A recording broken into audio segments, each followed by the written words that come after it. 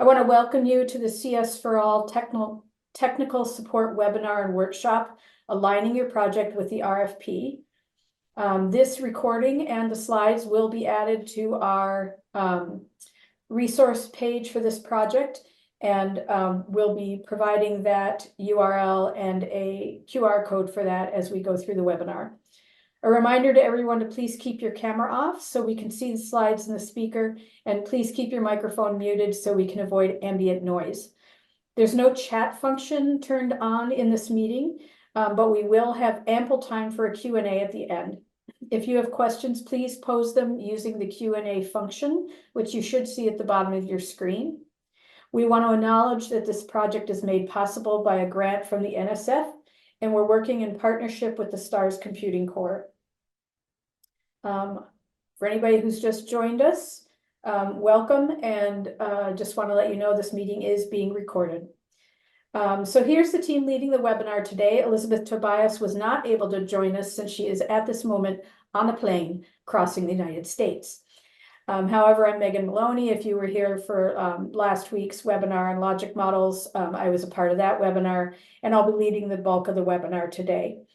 I have over 25 years of experience writing federal grant proposals, including those for the National Science Foundation, and for NOAA, NIH, the U.S. Department of Ed, the U.S. Department of Justice, and private foundations.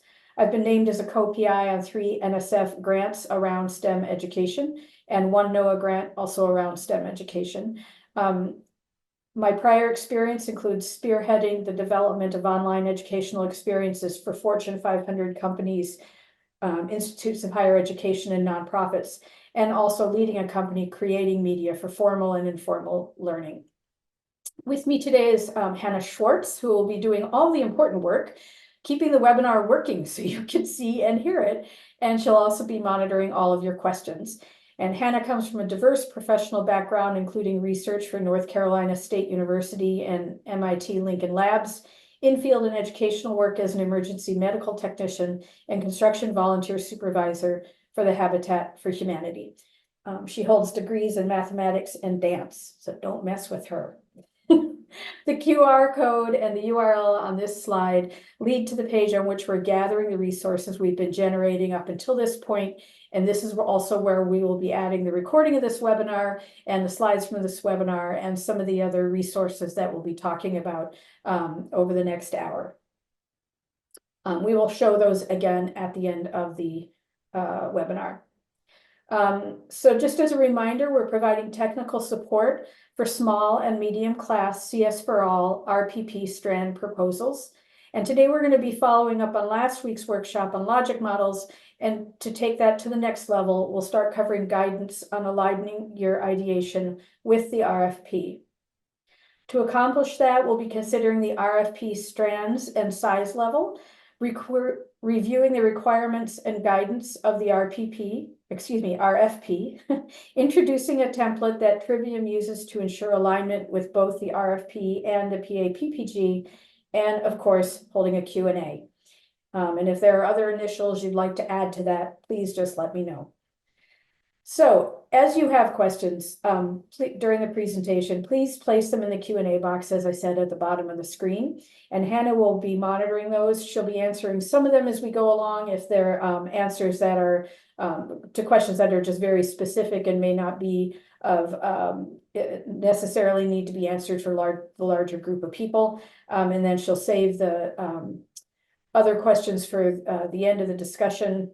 And just as a reminder, the chat box is not functional, so please do not put your questions in the chat box. Oops, skip that one. Important dates, just as a reminder, June 4th, 2024 will be the end of our journey together. That is the submission deadline for the CSforAll this year, and that's at 5 p.m. submitters local time. That means the time zone of the submitting organization. Just bear that in mind. It's the submitting organization. You may have multiple partners, but whoever the recipient is, that's what's driving your deadline. Of course, no one in this room is going to wait that long. We're all sure about that. We hope that you really shoot for end of business on 6/2 or midday on 6/3, if at all possible. This will give you enough time for any unforeseen technical challenges you may have with the system. If a document gets rejected for some reason, you'll have plenty of time to download it and fix it and re-upload it.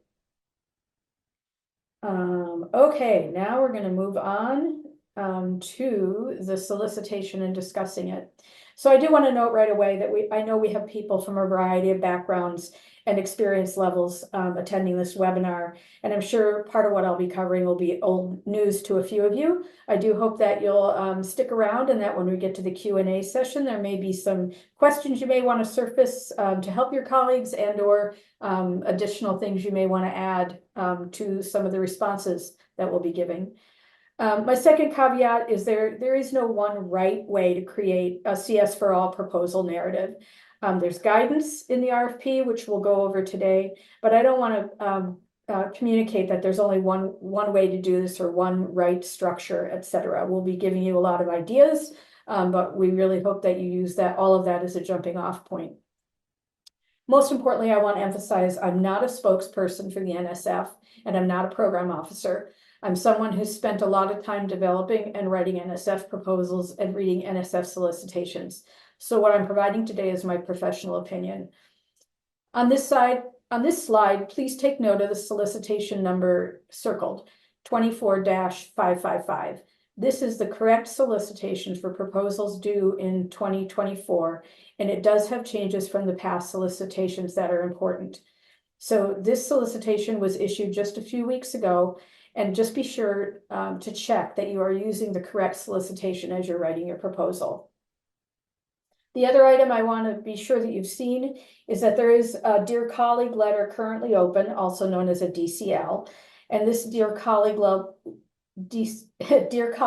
letter aligns with the CS4All solicitation. DCLs are intended to provide general information to the community, but they may also be used to announce NSF's interest in receiving proposals in specified topical areas. This DCL is specifically focused on projects that are expanding computer teaching and learning in areas related to AI. The DCL does not replace the CS4All solicitation, and if you're interested in applying through the DCL, you still need to meet all of the requirements of the CS4All solicitation we'll be discussing today. The DCL also does not mean that you need to make your project about AI in order to be competitive. This is simply an announcement about their interest in the topic. So let's begin with talking about the RPP strands. Just a reminder that the work that we are doing with you is only able to support the RPP strand solicitations, even though there are other strands in the RFP overall. But the RPP strand solicitations are those that I'll be covering today. So there are 3 strands in the RPP portion of the solicitation, and the focus of each one is fairly specific. The pre-K-8 strand is targeting computer science and or computational thinking instructional materials. The high school strand is really focused on professional development for teachers, and the pre-K-12 pathways is focused on district level change to work across all grades. That said, the RFP also allows room for overlap. For instance, if you're developing new curriculum materials, you may also need to create some new supports for teachers to use them. And teacher professional development may include the use of new types of instructional materials. Picking your strand will likely be driven by the group you are working with, and then you'll need to be sure that the majority of your focus is in that area. Unfortunately, there's really no black and white answer to how much is the majority, which is a question we get asked a lot. Generally, I would plan for most of your resources, including your budget and your time, being applied in impacting the audience identified by your strand, and that either one or both of your research and evaluation are looking at the outcomes in that area. For example, you may be developing a project for project-based learning modules for computational thinking for 4th and 5th graders. In order to do that, you may also need to create or adapt a PD workshop for developing teacher skills in using project-based learning. I might guess that the evaluation would then be looking at the student outcomes, and the research might be looking at how PBL affects computational thinking efficacy and CS identity for those students. But you would also likely want to have some measure of the teacher's skill level or self-efficacy, which might triangulate with that student data. So again, they're not eliminating where those things have to cross over, and it really is up to each project to decide what's important in order to achieve your goals. There are suggestions in the RFP. There's a whole list of suggestions in the RFP for each of these strands of the types of projects that might fit. But as the RFP says, these are not prescriptive or all-inclusive. They're really just suggested as a way to provide a range of what they're looking for in those strands. So in addition to the strands, you'll have to consider the size class. There's 3 levels of size class in the RPP strands, and an additional reminder that the work that we are doing with you is only funded to support the small and medium size classes. So the small size RPP is really meant to be a way to give your vision a jump start. It can support the initial creation of your RPP, or if you already have an RPP, it might support something like a pilot study or some exploratory research. While this seems like a small funding level, it can really help you test out some ideas in a low-risk environment and find out what will work for you in order to move on to a medium-level RPP next.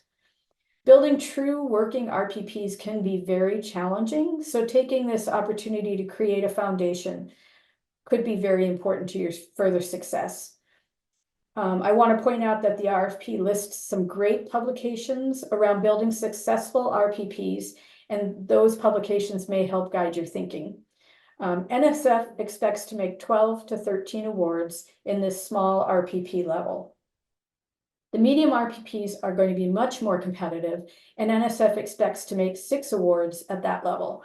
These proposals will need a strong, specific research base that demonstrates the promise and feasibility of the idea.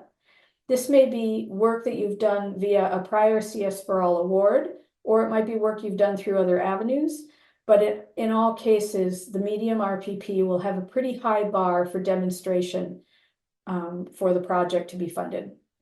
Both the small and the medium allow for additional funds for undergraduate research experiences beyond the base funding shown on the screen.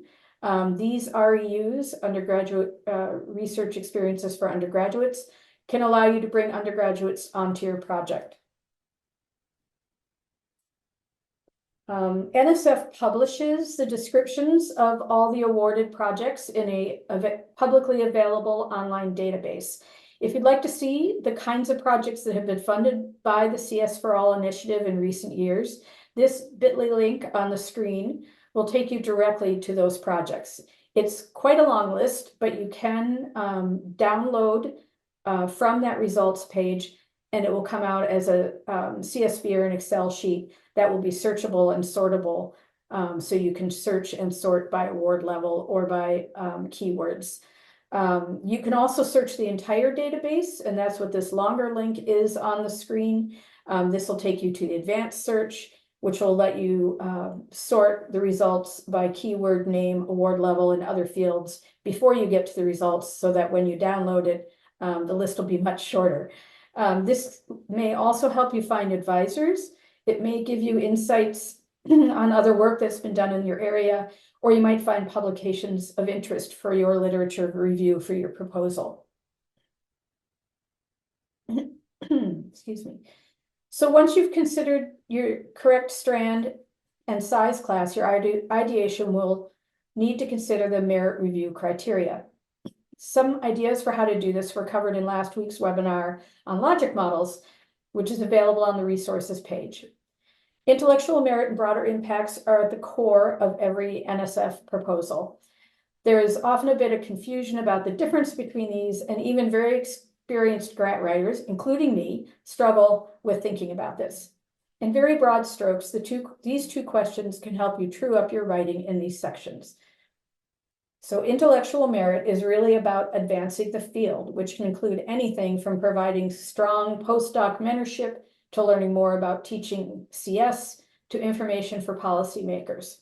Broader impacts focuses on the potential for making an impact on society. Excuse me. Fortunately, NSF does provide further depth for each of these in the RFP. For intellectual merit, there are specific instructions that you see on this slide that you should include the theoretical or theory building approach, the research questions or problem statement, and the methodological approach. Intellectual merit is the one that sometimes gets overlooked. It's no longer required in the narrative, it's only in the summary, and so a lot of people don't think about it soon enough in their project development. But one way to keep this front and center for yourself is to note that the merit review criteria against which every proposal is judged includes this sentence. All NSF projects should be of the highest quality and have the potential to advance, if not transform, the frontiers of knowledge. Advancing and transforming means that they are funding projects because they see them as ways to pursue avenues to improve STEM education. The intellectual merit section is your opportunity to explain how you will advance and, if possible, transform those frontiers. It should be a set of statements that are usually tied to your research. Excuse me. Usually tied to your research and often tied to your evaluation, and they should demonstrate the significance of your work as a way to advance and transform the field. For broader impacts, the focus is on achieving NSF's goals for improving society. These goals are explained in great detail in the NSF strategic plan, the cover of which you'll see on the bottom left of this slide. Broader impact speaks to societal change. This is often related to broadening participation to groups historically underrepresented or underserved in STEM, but there can be other broader impacts such as increasing STEM literacy or increasing partnerships between schools and industry or enhancing infrastructure. So do think beyond broadening participation as you're considering your broader impacts. Again, just a reminder that a strong logic model can help you align with these two merit review criteria. So if you didn't attend that webinar last week, you may want to go back and review that, which is now on the resource page. In addition to describing your intellectual merit and your broader impacts, the merit review criteria go on to list additional criteria your proposal is required to meet.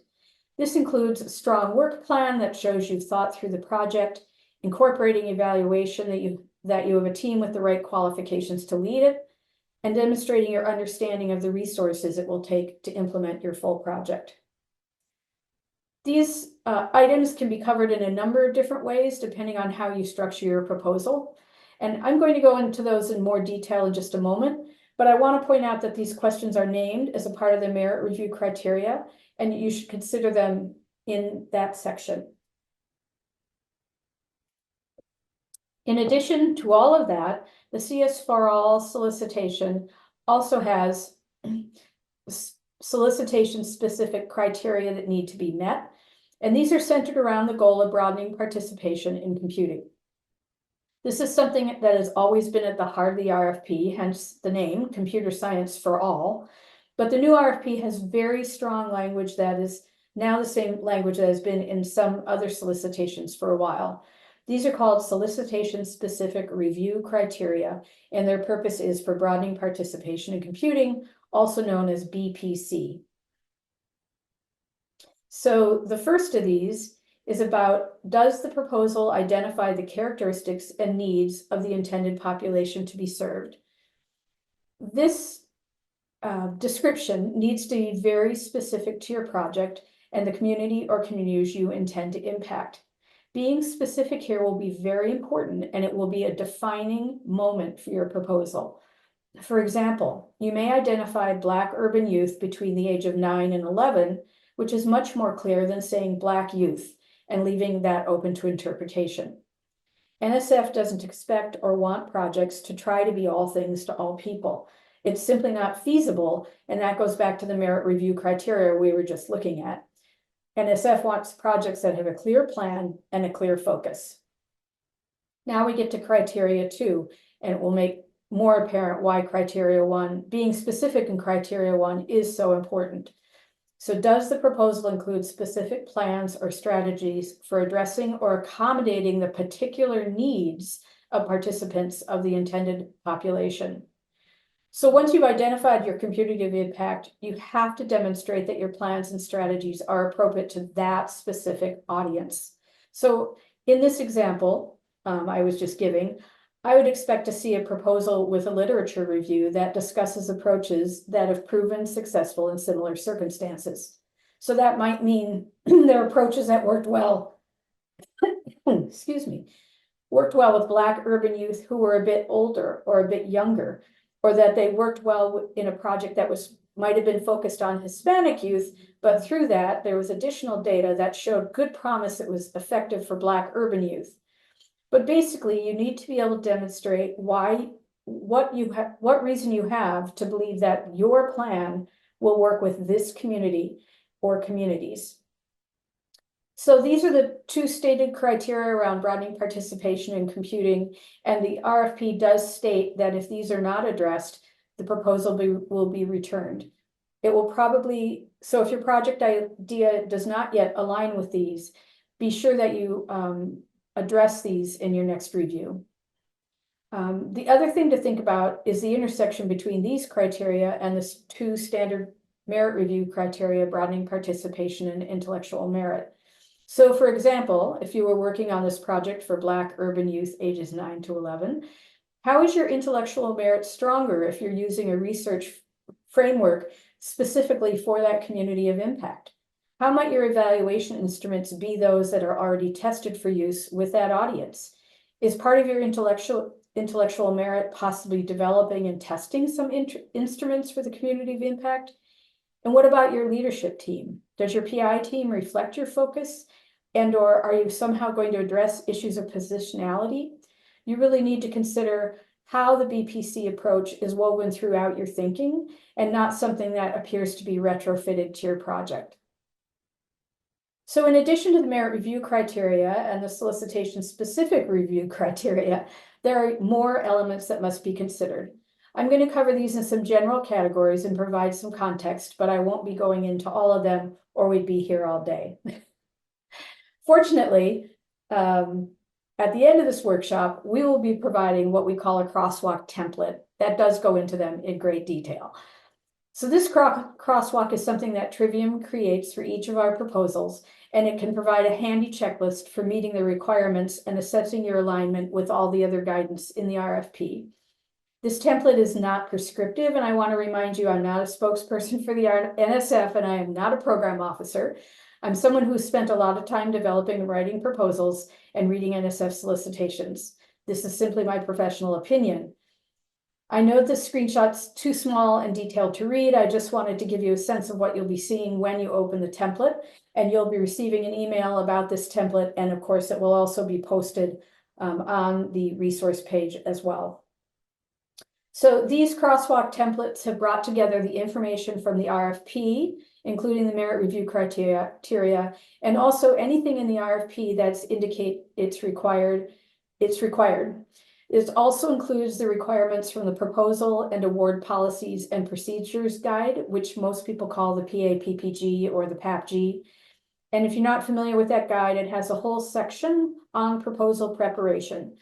Sometimes you will note that those guidelines are in conflict with the solicitation guidelines. Whenever you encounter that, the solicitation always supersedes the information in the PAPPG. So you do need to read them both. For the CSforAll, the solicitation requirements includes working as an RPP for these awards. It also affects who's eligible to apply, selecting a single strand under which to apply, etc. The PAPPG lists other requirements, such as proposals including a section called Results from Prior NSF Support. That section is not mentioned at all in the RFP, which means the PAPPG guideline applies, and so that section is required. Similarly, the PAPPG lists entities such as state governments and for-profit organizations as those who may be eligible to apply, but the RFP specifically names who is eligible for this solicitation, and it does not include those. So in this case, the RFP supersedes the PAPPG. In addition to the items that are clearly requirements, there's often language that we consider strong recommendations in order to make your proposal more competitive. We've included that language in this template as well. As an important note, while we're providing the template, the requirements and recommendations are threaded throughout the RFP, and I strongly recommend you read it several times, especially if you are resubmitting, because there are changes in emphasis and language from the earlier solicitation. In addition, reading this language in the context of the RFP is much more informative than the excerpts that have just been put into this template. The template is really meant to be a reminder to you as you go through your writing and not to be used in place of the RFP. One other note, the RFP does not require a specific order for the proposal, but of course, in order for us to make a template, we had to establish some kind of order in this document. This template may not be the best way for you to tell your story, so feel free to change the layout and make something that works for you and for your proposal. As an example, if your proposal relies heavily on your own prior work in an area, you likely want to move the prior results section much closer to the top of your proposal, whereas in this template, it's down at the bottom. But that would allow you to discuss your findings in depth and then base the rest of your proposal on that work. Or, for example, if you're developing an innovative piece of curriculum software, you may want to add another section that specifically addresses those technical specifications, and there's nothing like that in this narrative template. So this template is really just a starting point, and it really has to be customized by you for your own needs. The last piece I want to touch on in terms of things to be aware of in your proposal development is thinking beyond your narrative. And I've put supplemental here in quotes for a particular reason, and that is I urge you to not think of them as ancillary in any way. They actually are very important to your proposal being competitive. So these other elements can actually be your best friends. They allow you to move some information out of your proposal and into these other documents. Be sure to read the instructions carefully for each of these items and think about what can be included and also what is required to be included. I know that these used to be considered, and everybody just kind of called them, oh, the supplemental documents, but they've become increasingly important in the review by the panel. So the facilities, equipment, and other resources document, also known as the FEOR, is going to help you address, for example, additional merit review criteria. Are there adequate resources available to the PI, either at the home organization or through collaborations to carry out the proposed activities? Some of that information will probably need to go into your proposal as you discuss your RPP and your other partners, but the FEOR is a good place to add a lot of detail for anything else your project will be using.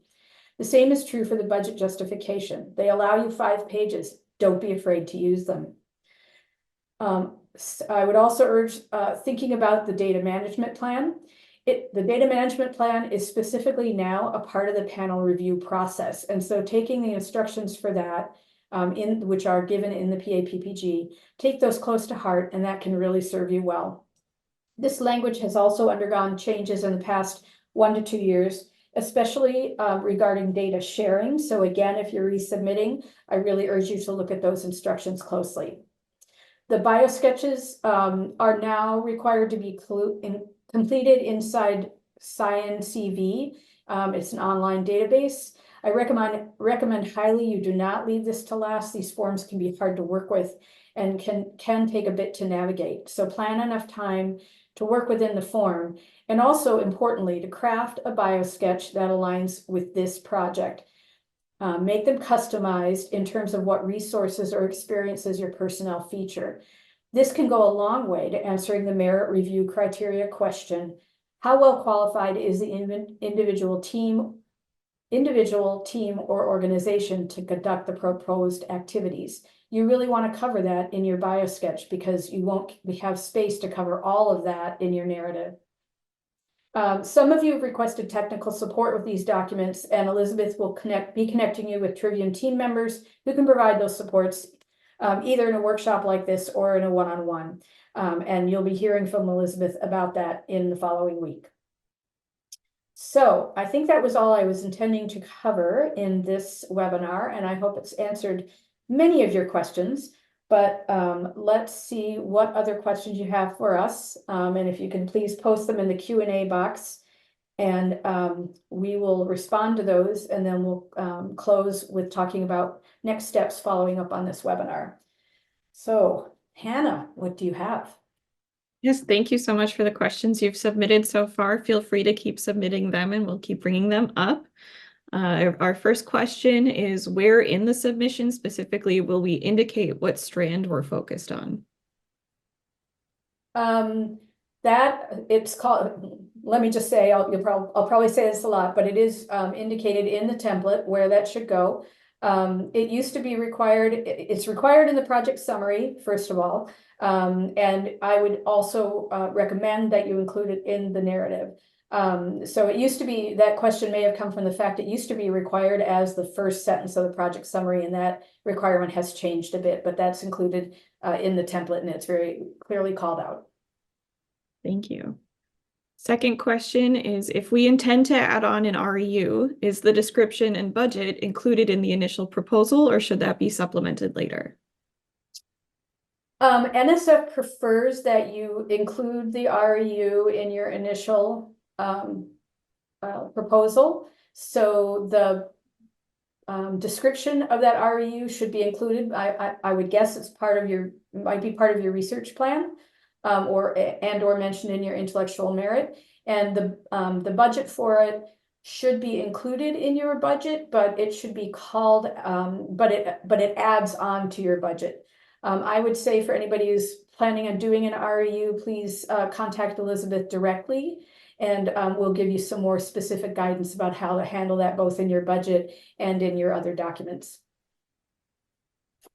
Oh, and just one more thing. You can submit an REU as a supplement request later, but it's I would say it seems that it has been much easier for people to get funded when they request it up front, rather than requesting it as a supplement. That's just a personal observation. Thank you, Megan. We don't have any other questions listed currently. We can just wait a few. Oh, here comes one. If in response to the Dear Colleague letter, how would the submission be different? I am double checking that question, but here's what I believe to be true right now. And if you are responding to the Dear Colleague letter, please reach out to Elizabeth this week, or she'll be sending out an email about it, and we'll post something about it on the resource page. The Dear Colleague letter has a different solicitation number than the CSforAll RFP. So on your cover sheet, I am assuming that you have to fill in that different solicitation number rather than the CSforAll solicitation number. We are confirming that with NSF, and we will get that information out to people to be sure that we are providing correct information on that.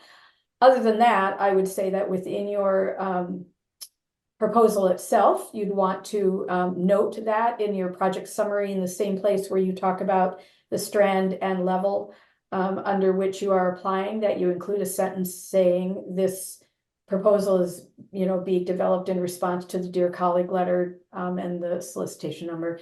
And then I would say also, of course, in your narrative overview, you might mention it. And then, of course, I would expect it becomes apparent as you discuss your CS or CT content area, that where you would be discussing your AI. Thank you. This may have a similar answer, but when applying for medium and large grants, does it matter at all if you're building from a prior smaller medium within the CSforAll window, and where do you indicate that?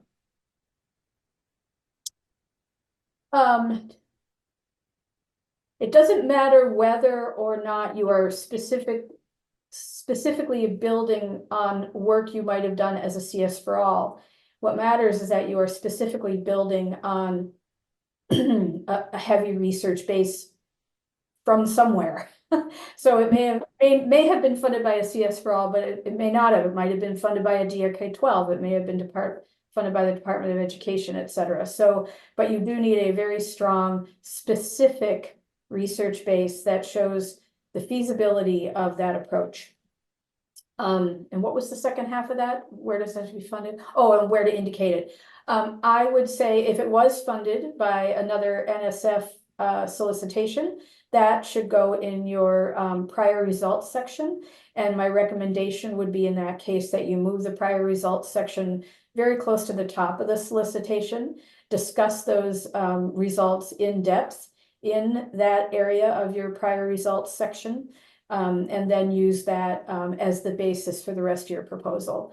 If it was not funded if that prior work was not funded by NSF, I would probably put it in my research base section and discuss that work in depth in that area. Thank you. Our next question is, what are the expectations for evaluation and research activities in the small RPP versus a medium RPP? The small RPP does require evaluation. It does not require an external evaluator. So you could do that evaluation, and depending on what the focus is of your proposal, that evaluation could look very, very differently depending on how that works. It also doesn't require that you the small RPP does not require that you pursue research questions, but it does expect that through the course of that you are developing your research questions as an RPP. So, but of course the very limited funding isn't necessarily going to allow you to perform that research. In the medium level, you're expected to have research questions that have already been developed to some degree through your already existing RPP, because you have to have an already existing RPP to pursue a medium proposal. And the evaluation has to be done by an external evaluator. So both of those are much, and then of course the medium has to pursue those research questions and develop that intellectual merit from them. Thank you. There's a clarification question about the REU budget. Is that something that should be a separate budget completely, or is it going to be included into the proposal budget? That is what I'm not sure about. I am assuming it's included in the proposal budget, but we will, for anybody who's pursuing an REU, we will be posting that information. And as I said, please reach out to Elizabeth directly and say, I'm going to be proposing an REU. Please be sure I get that information. We just want to clarify that. But it does add to the amount of the budget. So if you have an REU, add it with a small RPP, it is added to the $300,000. Thank you. There currently aren't any other questions. We can just wait a couple minutes more to see if people think of things based on this discussion. Other than that, we are close to 12:10 and reaching the end of our webinar. So we will hang out for a couple minutes, see if there are any questions that arise, and go from there. Okay. I think while we do that, I will go ahead on to the next slide. But if you have other questions, please continue to put them in the Q&A box and we'll come back. So next step, just want to let you know, as I said before, the logic model webinar is now posted on our research page. That crosswalk template that we looked at in this webinar are going to be added to that website as well tomorrow. So that'll be available for download. And also today's webinar and the slides will be added by the end of the week. So all of those things will be available on this URL that you're seeing on the page this week. Also, today and tomorrow, everybody should have gotten their emails connecting you to an expert to provide your one-on-one support. If you don't get that email by tomorrow, please reach out to Elizabeth directly and or check your spam, because we do want to be sure that everybody's gotten connected by the end of day tomorrow. Let's see, for those of you who have requested support on the bio sketches or the current and pending or the other supplemental documents, you'll be invited to a workshop by our colleague Angie, and she's going to walk you through those documents. We'll be announcing the schedule for that in the next day or two. And in addition, I just want to mention that the one-on-one support time is of course the most time consuming and precious resource we have, and we want to be sure we use it as efficiently as possible. So in the email that you receive about that, you will be given a link to a Google Doc, a Google folder. And if you can put your materials in that folder in advance of your first meeting with your expert, it will really help, because they can come into that meeting already prepared with at least some background in your project, and you'll be able to hit the ground running. Did we get any other questions? Okay. I am just going to then say thank you for everyone. And thank you to the NSF for the resources that allow us to provide this support, and to our partners at STARS Computing Core, who are really leading this charge around broadening participation in computing with us. And thank you for being here today and for participating. And even though Elizabeth was not able to be here today, I know she'd want to remind you to email her with any questions you may have. And as I said, specifically, if you are pursuing an REU, please reach out to Elizabeth and let her know that, and we'll be sure to give you the extra support you need to do that. Our goal is to use the resources to help you submit successful small or medium RPP strands, and hopefully to get your funding. Thanks so much, everyone. I really appreciate it.